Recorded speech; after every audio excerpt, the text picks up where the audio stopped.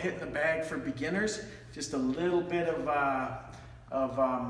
coaching, a little bit of help. So when you're hitting the bag, make sure you wear bag gloves.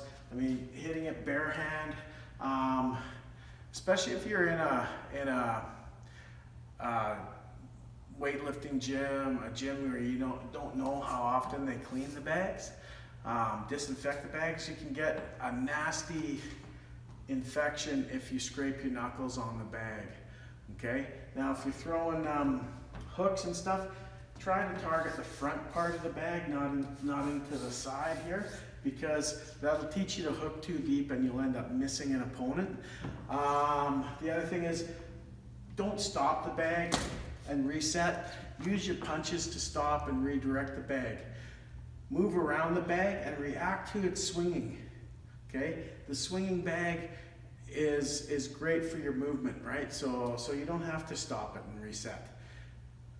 Wrap your hands, get your wrists supported, and start out slow.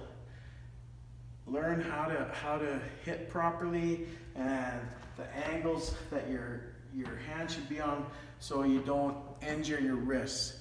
It's a big risk with bag training is wrist injury. Okay, so hands up. Bag moves, I move. Right, I move around the bag. As the bag moves, I react to its movement.